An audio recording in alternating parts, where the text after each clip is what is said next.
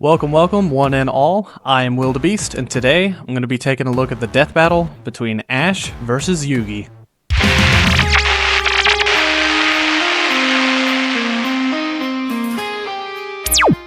Now I gotta say, this matchup right here is kind of a no-brainer. I mean, two main icons from two of the most major childhood card games growing up. I mean, of all the people to pit together, this one kind of takes the cake. Now, I am going to go ahead and say I probably know a little bit more about Yugi than I do Ash, and that is because growing up, I never actually got into Pokemon. You serious? I mean, what can I say? I'm one of those rare nerds that never got into Pokemon, Halo, I never got into Star Wars, Star Trek, Lord of the Rings. I mean, the list can kind of go on, but, you know, we're kind of here to see a death battle. Now, I will say, while it's been a very long time since I've played Yu-Gi-Oh! Or seen any of the shows or movies, there's a little bit more I remember about him, and that's because my dad is actually big into Yu-Gi-Oh! He still collects the cards even to this day. But yeah, even with that, I'm probably going to learn a lot more about these two characters than I've probably ever known, because that's honestly what Death Battle does. It ends up teaching me about pretty much everyone it covers. So, with all that said and out of the way, it's time to duel. Yes, I had to do it, okay? I'm sure we're about to see Wiz and Boomstick do something way cheesier. Just bear with me, please. Alright, here we go. Right, Pikachu? Don't get ahead of yourself! Fly! Ash Ketchum versus Yugi Muto. The biggest question from the playground. Pokemon or Yu-Gi-Oh? He's Wiz and I'm Boomstick. And it's our job to analyze their weapons, armor, and skills to find out who would win a death battle. Hello there. Welcome to the world of Pokemon. All the kids get their first one at age 10. If you don't sleep in like Ash Ketchum from Pallet Town. Ash wanted to be a Pokemon master, though he didn't really know what that meant yet. Age 10 for 25 plus years. You're telling me this kid never turns 11? Is he immortal? Is he a vampire? Excuse me, National Ash Ketchum Day is September 15th? I didn't know he had a day. Okay. Alright, interesting. How about taking down your rivals to be the very best, like no one ever was? Better than Gary and his dumb groupies. Well, Ash knew he'd find his answers at the Pokemon League tournament. So Oak hooked him up with the electric mouse, Pikachu. And wait, he's your problem now, stupid. Pikachu was a lot. The new duo had a rocky start, but after an intense first day together, the rest, as they say, is history. 25 seasons, over 1,200 episodes, and the cornerstone of 2000s culture. Ash spent decades as a 10-year-old on the great Pokemaniac journey. We should note, we are prioritizing the anime that Ash is from, which often differs from the original games that inspired it. Ash is equipped with tons of Pokeballs and an all-knowing Pokedex. That's also a Pokemon. But in a fight, Ash usually chooses Pikachu. Give the yellow rat enough voltage and you'll regret it. Even ground types that would be immune to electric attacks in the games can't stop what this Pikachu dishes out. Loves ketchup. I mean, heck, I guess I can't say much. Your boy here is a sucker for a good packet of honey mustard. Yet somehow Ash is just fine after repeatedly getting zapped by this same electricity. Over time, Pikachu learned Volt Tackle, Electro Web, Electro Ball, and Pikachu, use Thunderbolt! The perfect attack for OHKOing flamboyant thieves and air balloons. Looks like they're blasting off again. So clearly the anime doesn't follow the game rules. Like when Pikachu shot himself with his own thunder while on Swellow, who, you know, is vulnerable to lightning. But somehow they used thunder as a super armor. He even learned how to deflect attacks by just spinning really fast. Whee! Speaking of fast, Pikachu has intercepted lightning, but Quick Attack increases that speed even more. And his Iron Tail really pairs well with Ash's offensive style. The guy plays crazy, opting for big damage over stalling. Ash's style is so unusual that when a robot scanned his tactics, it exploded. As the great philosophers put it, if it works, is it still stupid? Ash and Pikachu's bond is magnetic and brought them new allies. Misty, Brock, Serena, just to name a few. Underneath the stubbornness and crispy bikes, they are loyal friends. Just like Ash's Pokemon. They're not just collecting dust in a shiny hunting box. Ash's League ID won't let him carry more than 6 at a time, but if he needs them, they'll all come running. Water types like Squirtle and Lapras are key in seafaring fights, and Ash can combine their water attacks with Glalie Ice Beam. One time, his Weasel got frozen while using Aqua Jet, which is fine. Now he's using Ice Aqua Battering Ram. Grass types like Bulbasaur and Torterra induce status effects and heal with Synthesis. But Sceptile's a menace. Yeah, so you got a big, scary Darkrai. Eat this Leaf Blade, Smeargle victim! Or that's what I would say if Tobias did an action replay of frickin' Latios. Give my man a win, 4Kids. Well, 4Kids just did the localization. They didn't write the show. 4Kids. They just get me heated. Almost as much as Infernape's Flare Blitz. Then I'll set my Inferno to overdrive, get my revenge, and Incineroar. Ash had a fiery passion for reaching the top ASAP, but Charizard wasn't on board. Pursuing pride over packs, Ash lost the Viridian Force for the trees and fumbled the Indigo League. Harsh lesson, but one he needed. Ash started bonding with Pokemon at a deeper level, and that friendship motivated them to dodge light speed moves like Solar Beam and Psybeam. Charizard came around too. He's the last one you want to see on the field. Even if you have a Blastoise like Gary, Ash will call for the most unexpected signature move. Seismic Toss! The people's elbow of Pokemon. Charizard's so strong, his flamethrower melts boulders. The Pokemon world is wild. Ash's Pokedex spells it out. Vanillix causes blizzards, Magikarp leaps over mountains and into space, Dusknoir pulls souls into the spirit world. Oh, and Pikachu cleared a storm as wide as an island. Gotta catch 'em all. Surfetch, Butterfree, Heracross, Scraggy, Lycanroc, Palpitoad, Torkoal, Snivy. With new regions, soar new flying types like Pidgeot. On land, Ash has physical offense like Melmetal and Crocodile, and Gibble will drop Draco Meteors on anyone, but mainly Piplup. You want physical? Look at Ash. This twerp somehow carried around a Cosmoem, which canonically weighs over a ton. Oh, and this huge log that's basically a whole tree? He chucked it like it was nothing. Ash can choose his own hands if he wants, and he does a lot. Maybe his secret is watching the Minnesota Vikings. Resilience is the bare minimum to HMO1 cut it in the tall grass. Humans and Pokemon must protect and enrich each other's lives. Like Mimey, the Mr. Mime back home who mind boggles you with Reflect, Light Screen, and Psychic.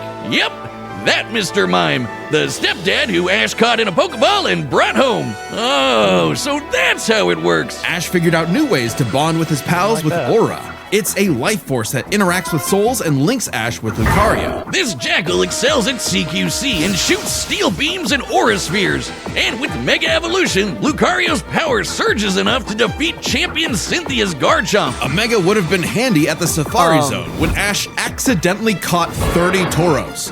And he keeps hugging them. Ash, they're bulls. Ash genuinely loves his little guys, but boy does it suck to see him lose the Pokemon League over and over again. Kid, just turn the hat backwards and lock in. Ash's strength is not in battle theory, but his nurtured bonds. He knows Pokemon feelings better than anyone. With Greninja, Ash learned to synchronize their senses and movements, transforming him into Ash Greninja. It comes with a huge power increase, but there's a catch. Ash shares Greninja's pain. A small price to pay for the ultimate water shuriken. Ash Greninja ran the ones with Champion Diantha's Mega Gardevoir. And just a normal Gardevoir can conjure black holes. Ash's Pokemon and teamwork get along like rice balls and jelly-filled donuts. They saved the world from Lysander, who tried to kill all life. They fought the giants, the Reggie kind, not the New York ones, who halted Regigigas, who can tow entire regions. Ash's team battled Steven Stone and Alon, who fought the terraforming primal forms of Groudon and Kyogre. Yeah, don't get me started on Alon. Ash did everything right, but no! Greninja still lost to his Charizard after only getting hit 3 times. How does Blast Burn beat Water Shuriken? Get your type charts right, 4Kids. Boomstick, 4Kids weren't even around anymore when this aired. Regardless, after his loss at Kalos, Ash traveled to Alola and beyond to train. And thanks to some really delicious soup, his new Gengar Gigantamaxed. Kaiju Gengar! He haunts foes with G-Max Terror, or even swallows them up. I bet it smells nasty in there. Ash and Pikachu also scored a buff with their Z move. All they need is a power ring, some JoJo poses, and Thunderbolt will evolve into 10 million volt Thunderbolt! This rainbow lightning is their ace. You see this coming? You're cooked. Absorb electricity? Cooked. Fused with an Ultra Beast? Cooked. Ash journeyed so much that monsters from another dimension are nothing to him. Naganadel is a poisonous sniper, and Solgaleo is basically the sun god, a legendary Pokemon whose Sunsteel Strike lights up the universe. Alright, let's take a look at the feats here. Blast Team Rocket off almost every episode. Yeah, that much I do remember. Defeated Gary, Brandon, Paul, and Leon. No thanks, bro. Well, then again, I guess he's not the first person to take out a Kennedy. Ash got a god in his bag for just being a nice dude. Smell you later, Gary. In fact, when Ash and friends band together, they can halt Dialga's Roar of Time. And Dialga literally controls the concept of time. Is there a legendary Pokemon he hasn't befriended? But it all started with Pikachu, so it was gonna end with Pikachu. In the Tournament of Champions, and Alon, Ash faced the #1 trainer. Finally, after 3,000 years, we're free! 4 kids, let my boy win! Yes! Sure. Ash did his best, and he had no regrets. Now free to hand over his torch to new bright-eyed trainers. Ash realized that, to him, a Pokemon Master was someone who was friends with every Pokemon. So he and Pikachu threw a stick in the air and walked the way it landed, because in the world of Pokemon, the journey continues.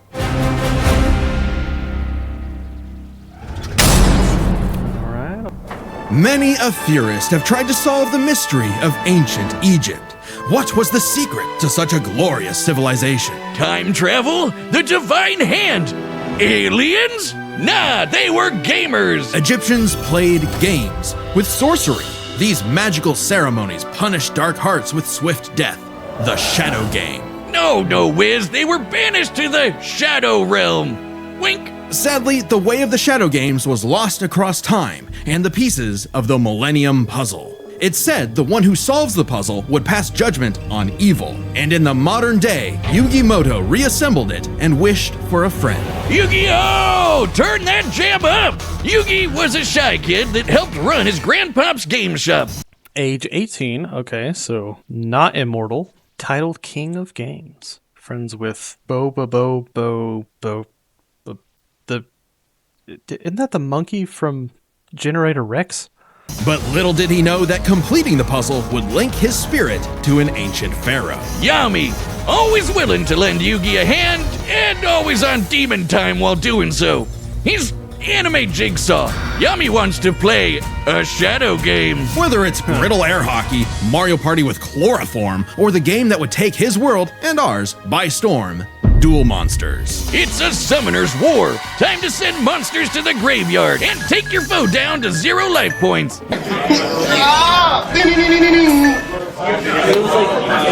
When Yugi's grandpa was kidnapped by the deranged CEO, Seto Kaiba, Yugi knew it was time to knock him down the only way he knows how. Playing a children's card game. And for his L, Kaiba was given a penalty game. Lose or cheat against Yami at your own peril. With the puzzle, Yami can punish you in some seriously messed up ways. Illusions of being set on fire, swapping your soul, or the infamous Mind Crush. The Millennium Puzzle does far more than force hallucinations. It brings monsters to reality, forms barriers, manipulates probability, and seals away spirits. You can't buy this. It and 6 other Millennium items are juiced up by ghosts. Despite Yami's retribution, Yugi wasn't aware of this darker half. Yami had amnesia, so he didn't know himself either. But after a run-in with enemy Millennium Ring user Dark Bakura and some seriously hardcore LARPing, Yugi and Yami learned each other's shtick and made the dynamic duo. With friends Taya, Tristan, and their left leg Joey, Yugi and Yami were ready for anything. Because Yugi had a great early deck. Monsters for offense, spells for effects, and traps for setups. Oh, and there they go. Okay, if Yugi's deck is so good, why isn't it the meta? Put me in, coach. Face my 2,000 card deck. Don't be too quick to judge. Yugi's a very clever strategist. His style works best at maximizing the use of so-called terrible cards. Yeah, cool story, Wiz. But what's he gonna do about the 3 blue eyes Kaiba's got aiming at his dome? Simple. Summon the monster card Karibo and have him multiply. With a 1,000 strong meat shield, a dragon's breath is a gentle breeze. Well, okay. Didn't know Yugi had that dog in him, but I'm about brute force. Buster Blader and Celtic Guardian are sick, nasty swordsmen. Summon Skull shoots bolts of lightning, and the giant soldier of stone can destroy moons. Time Wizard's better. It's a living clock that fast forwards or rewinds a local area of time, turning monsters to infants or wizards into wise sages. Speaking of wizardry, you can't have a Yugi deck without his right hand, Dark Magician, and his apprentice, Dark Magician Girl. Both are masters of dark magic, and Yugi often pairs them with the damage redirecting magic cylinder. Now that's thinking with portals. There's support monsters too. Catapult Turtle is a bot with a cannon that literally launches other monsters. And when Yugi comboed it with Gaia and Swords of Revealing Light, which immobilizes monsters, they brought down an entire fortress. Wait, that's not how the card game works. Is he cheating? Well, we're prioritizing the manga and anime over anything else, which can differ from the real-world card game. Yugi also has tons of spell cards. Monster Reborn resurrects a fallen friend. Turn Jump is a time skip, and Pot of Greed lets Yugi draw 2 more cards, like Pot of Greed, which lets him draw 2 more cards, like... If things get dicey, he has more trap cards to level the field, like Dimension Sphinx, which reflects damage directly back at the opponent's life points. And if his monsters and life points get wiped, he can just press Ctrl-Z with Mirage Ruler to get them all back. Pair these cards with Yugi and Yami's teamwork, and nothing could stand in their way. Not even the game's own creator, Pegasus. Get this, Pegasus can read minds. So in their duel, Yugi and Yami kept swapping souls Freaky Friday style,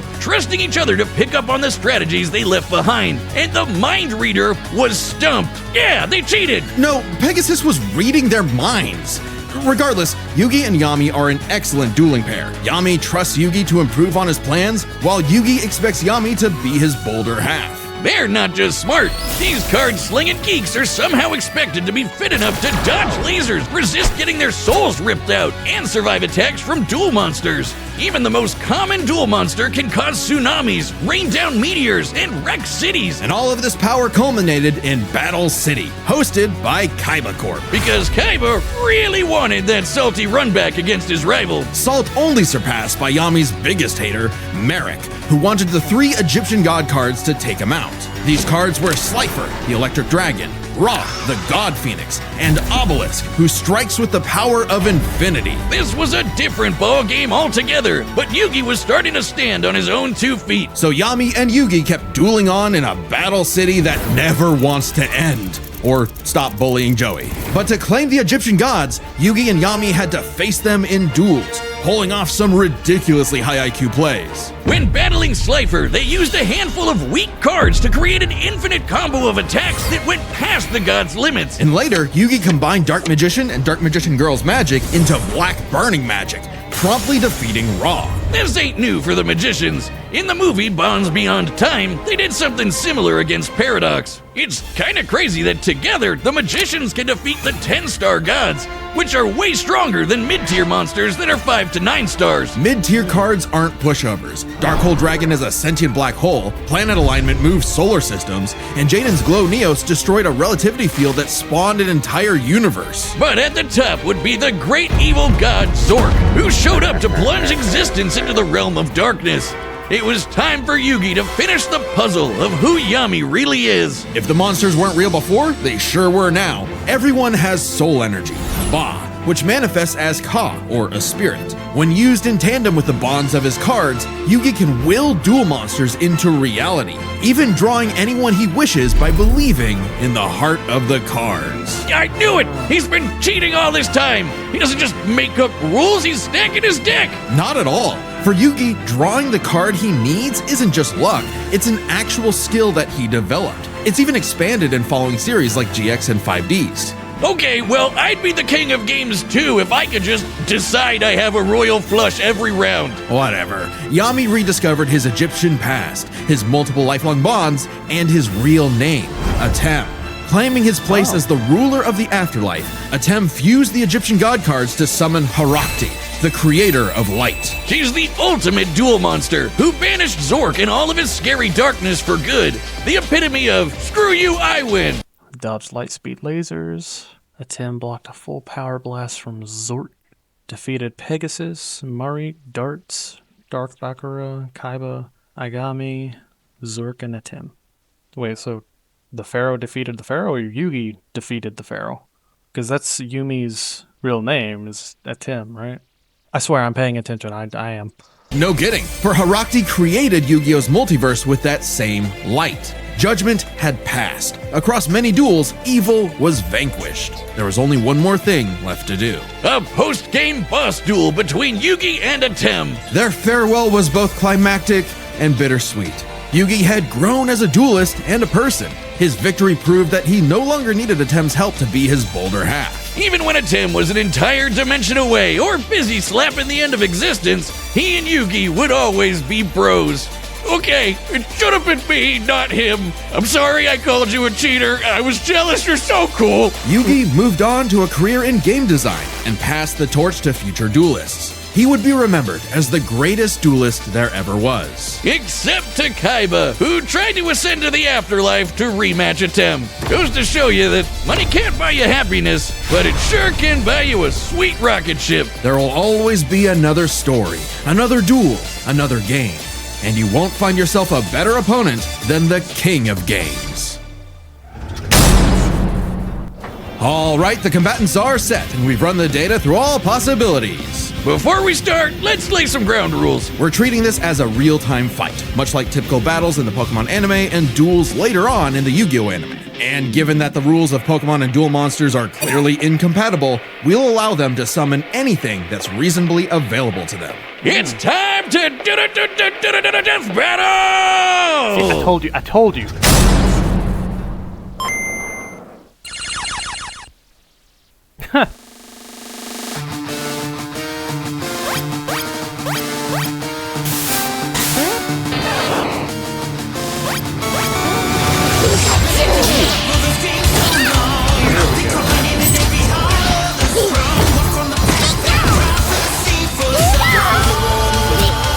You okay, Pikachu? This 4-on-4 is tricky. Hang in there! You have Spirit, but I have Lightning Blade and Excalibur to boost my attack. And I set one card face down to end my turn. Whoa. Okay, guys, it's our turn now. Pikachu, throw him up with quick attack. Everyone else, back him up!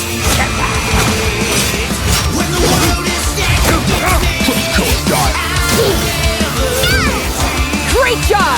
Now, Thunderbolt!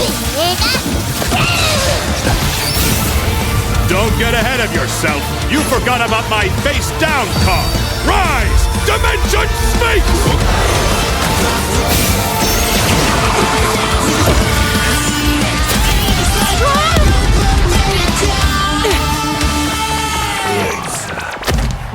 Oh, I get it.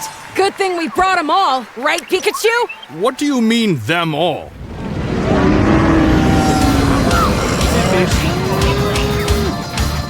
Jumanji. Charizard! I choose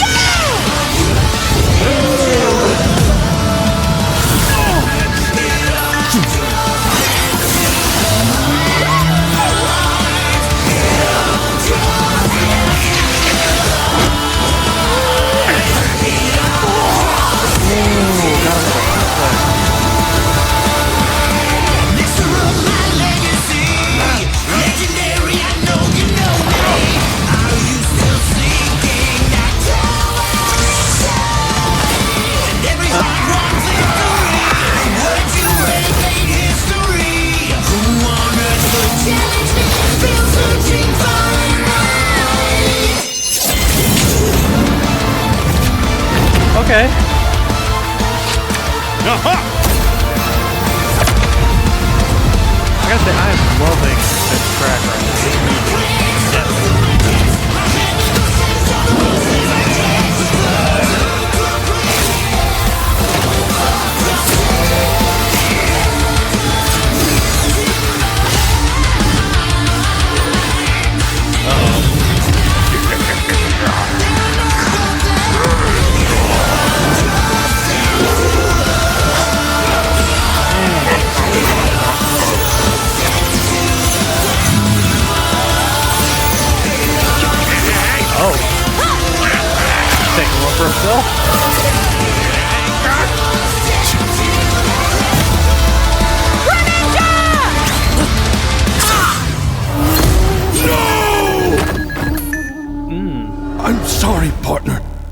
worry.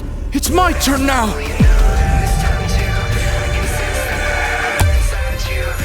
I just need to believe in the heart of the cards.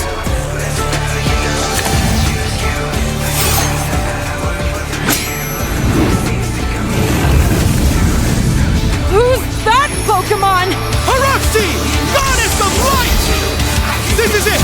Magicians, flash burning magic! Araxi, choose her!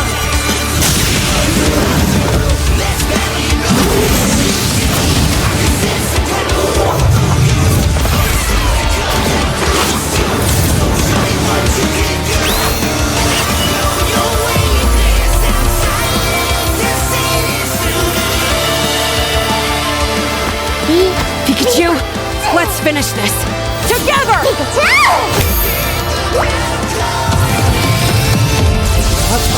10 million volt Thunderbolt!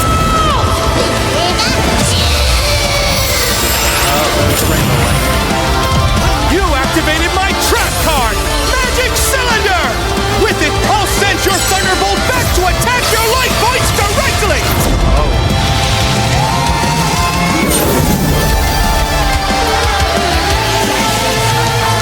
Oh, he pulled it in the reverse.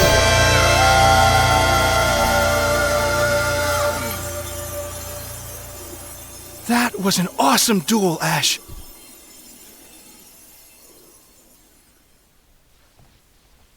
What?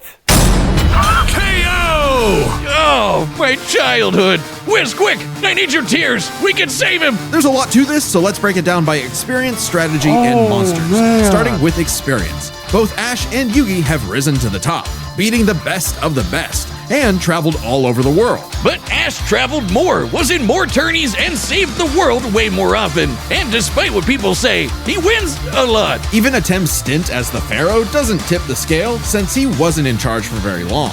Plus, Pokemon evolve over time, literally and figuratively. While Yugi's deck is obviously adjustable, the cards are unchanging, unable to grow like Ash's Pokemon. So Ash wins in experience, but when it comes to strategy, he's a wild card. He's skilled at improvisation and using the environment to win. Even machines cannot comprehend his tactics. But the same goes for Yugi. Gotta remember, Yugi and Atem's teamwork is second to none. They're masters at exploiting weaknesses, setting up tricks, and surprising foes with so-called weak cards. Both could likely adjust to each other's unpredictability, so a Dark Horse-style win was unlikely. But Ash's secret weapon is his bond with his Pokemon, boosting their power. I'm not just talking about Pikachu. His power of friendship invented an evolution for Greninja. That's crazy. Ash's trust in his Pokemon knows no limits. Silly as it may sound, Yugi trusts his deck in the same way. The heart of the cards is real, and Yugi is determined to support his monsters with spells, traps, and buffs. Look at his duels with Merrick and Paradox, where he bolstered his weaker cards to take down gods. With Ba and Ka, his bonds with his cards manifest them into reality, not so dissimilar from Ash Greninja. Yeah, Ash has aura, but he never mastered it. And specialties like Mega Evolution and Gigantamax, while awesome, only work with specific Pokemon. And since Ash focuses on offense far more than support, Yugi could control the pace of the fight with cards like Swords of Revealing Light and Magic Cylinder. But I know some of you are asking, what if Ash threw hands? The kid's strong enough to chuck trees and lift baby gods. Just punch him, man. Well, Yugi's similarly tough, and the Millennium Puzzle can make shields, steal ghosts, cast illusions, and mess with vines. If Ash actually tried to punch him, it'd be Mewtwo all over again. It's a close call, but Yugi takes the edge in strategy. So it all comes down to the monsters. Yugi had a slightly larger pool of monsters, but Ash's can clear out island-wide storms, fight terraforming beasts, and are stronger than the black hole summoning Gardevoir. However, Yugi's can rain down meteors, compete with larger black holes, and even the mid-tier scale to glow Neos, destroying that relativity field with a universe. And Herakti created Yu-Gi-Oh's whole multiverse, surpassing even Solgaleo's Sunsteel Strike and Dialga's Roar of Time. And Yugi had more than just monsters on the field. Ash's strength was also his weakness. His power was evenly spread, reliant only on his remaining Pokemon. If Mr. Mime faints, no more Psychic Barriers. If he lost Lucario, no more Mega Evolution. And so on. The longer the battle went, the less Pokemon Ash had. And he did not have a reliable way to bring them back. He doesn't carry revives on him, and even then, reviving Pokemon in the anime is entirely different from the games. Meanwhile, Yugi had cards like Mirage Ruler and Monster Reborn that could instantly recall powers he's lost. And he can, bend fate to draw whatever card he wants. And we didn't even cover them all. Really, Yugi's deck has no pathetic cards. Exactly. Yugi's versatility and power swept Ash's options, giving his monsters the lead. He just needed the right moment to knock Ash stone cold. That was a good attempt at a pun, Wiz. You might not think it's Pharaoh, but Ash got Yugi owned. The winner is Yugi Muto. All right. Death Battle will be back in 2026, but right now you can check out our brand new channel. It's called Nightly Brew, and we're playing Dungeons & Dragons, Blood on the Clock Tower, and other games that'll probably blow up in our face. So check it out right now, and make sure to subscribe. Thanks. Oh, this is the first time I think I've gotten to the end of a death battle where they haven't shown contenders for the next death battle. Oh, man. That was insane. I mean, everything about that fight, the matchup, the track, the monsters. Oh, that was so good. And I'm not gonna lie, for how little I knew about these two, and definitely how little I knew about, like, Pokemon, I thought there was gonna be some, like, hidden knowledge or something that I didn't know. I'm not gonna lie, I thought Ash was gonna win, because, I mean, even though I never got into Pokemon over the years, I've heard some crazy things about it, and with how long it's been since I've actually seen any of the material from Yu-Gi-Oh, I thought, but no. Man, the way Yugi pulled a Uno reverse at the end, that's crazy. And if I'm not mistaken, one thing I have coming to mind is, I feel like Ash and all the Pokemon turning to stone, didn't Mewtwo turn Ash to stone in one of the series or movies? Like, isn't that a thing that actually happened? Because if so, that is a crazy nod. Well, one thing's for certain, my dad's definitely going to be happy to see this. Alright guys, that's going to do it for this one.